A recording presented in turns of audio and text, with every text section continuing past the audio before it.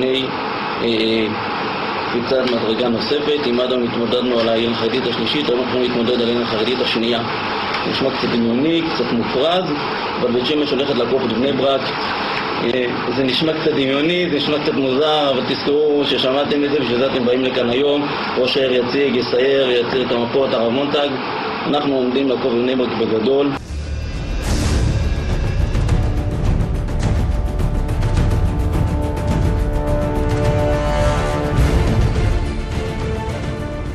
המחאה האמיתית הזאת שיצאה היום אל הרחוב בכל הארץ הגיעה גם לבית שמש. ובית שמש הצעירים בוכים כבר הרבה שנים כי לא בונים להם.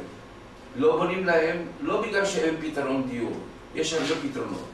יש כאן למעלה מ-20,000 יחידות דיור שניתן בקלי קלות להכשיר חלק מהם או להפשיר חלק מהם לטובת הזוגות הצעירים בני המקום.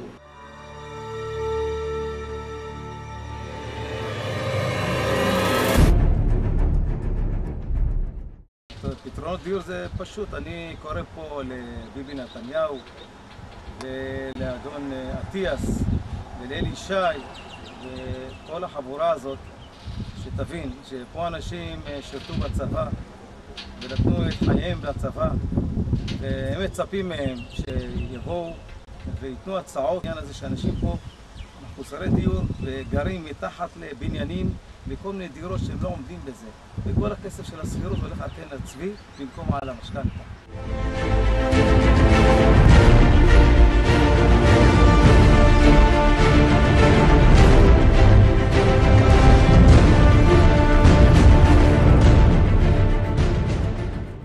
אנחנו החרדים תוך 30 שנה נהיה פה הרוב במדינה. ואז מה תעשו? אנחנו נעשה כל מה שנצטרך. מה תצטרכו? וכל מה שאנחנו צריכים אנחנו נעשה, ולא יעזור לכם שום דבר, אין לכם עתיד. אתם, כל אחד מכם יש לו רק ילד וכלב.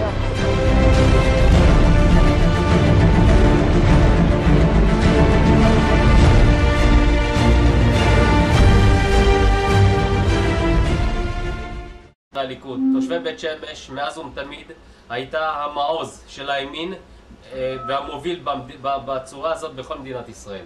זה הזמן שאנחנו מבקשים את פירעון הצ'ק הזה.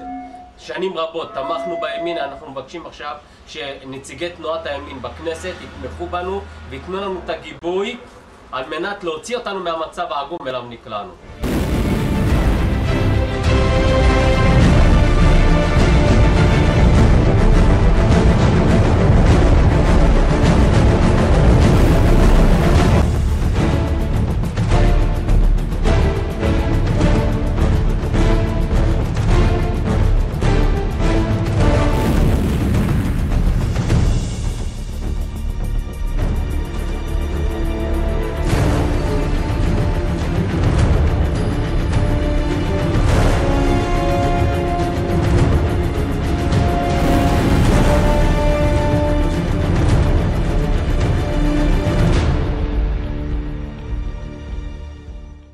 עברה לאוכלוסייה חרדית בלבד. צריך לדאוג שכל האוכלוסיות, גם חרדים יקבלו דירות, גם הצעירים, תושבי בית שמש יקבלו דירות, ולראות איך אנחנו מוצאים את האיזון לחיים ועתיד טוב יותר. ואני מאוד מקווה שמדיבורים ומישיבות שהיו פה בעבר עם חברי הכנסת מטעם הליכוד, יהיה פה קצת יותר פרקטיקה, ישיבות ענייניות, דיונים, ולראות איך באמת נותנים לצעירי בית שמש שלא בנו להם 16 שנה, איך נותנים להם לבנות ולהיבנות.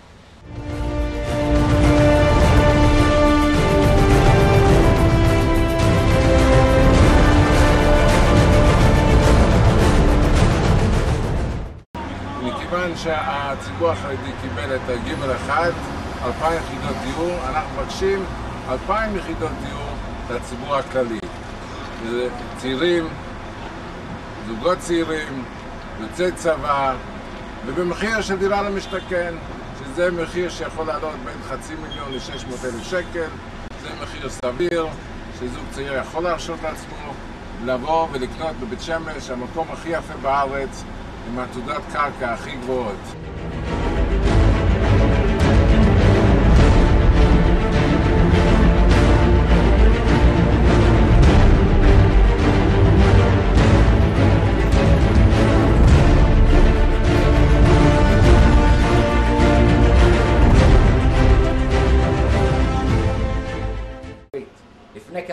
שנה גזלו אזורי תעשייה שלא שייכים לבית שמש.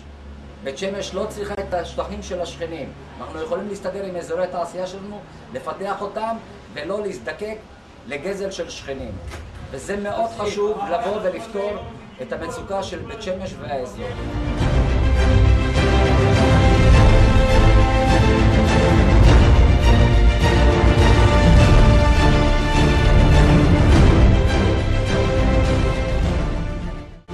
לצעירים של בית שמש אני אומר לכם שיש לכם אפשרות לקחת באחריות שלכם את העתיד שלכם. אם אתם מתעוררים ואתם דורשים מה שמגיע לכם, הסבות והסבתות שלכם בנו עיר נפלאה, ועכשיו זה בידיים שלכם לעשות את השינוי ולהביא את העיר לאיפה שיכול להיות בעתיד. מדברים על עיר נפלאה, עיר תרבות, עיר של צעירים, עיר של זוגות צעירים, וזה יכול להיות המקום שלהם אם אתם מתעוררים ואתם עושים את מה שיש לכם בידיכם לעשות. אני רוצה לומר שקבוצת הגר והצעירים בכלל בבית שמש הם העתיד של העיר הזאת. הם אלה שצריכים לקחת את המושכות לידיים ולהוביל את המאבק הזה. אנחנו עם הניסיון ועם הרצון שלנו נעזור ונתמוך ונגבה. וכל מה שעושה כרגע קבוצת הגר והצעירים גם יחד איתה בבית שמש, הם עושים את זה בצורה מצוינת, ואני מחזק את ידם שימשיכו ככה, ובעזרת השם נעשה את זה.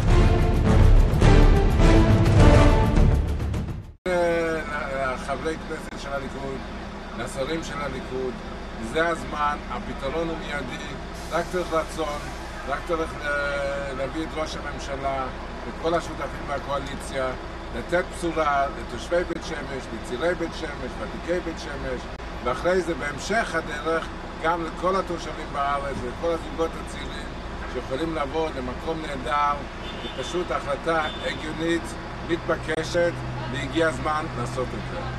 בשנתיים האחרונות לא מעט פעמים ביקרתם פה וראיתם את המצוקות ואת הצרכים של תושבי בית שמש הוותיקה.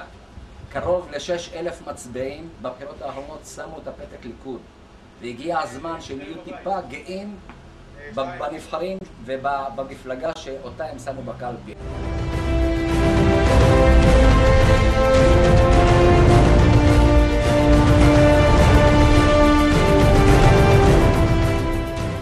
אני פונה לכם, השרים והח"כים, אנחנו צריכים את העזרה שלכם. אתם יכולים להיות הגיבורים פה ולעזור לנו, לתת לנו את הגבעות האלה, השכונות החדשות, לציבור הכללי. זה יהיה הפתרון, זה יהיה הצלת העיר, ואנחנו נכיר שאתם עשיתם את ההצלה הזאת.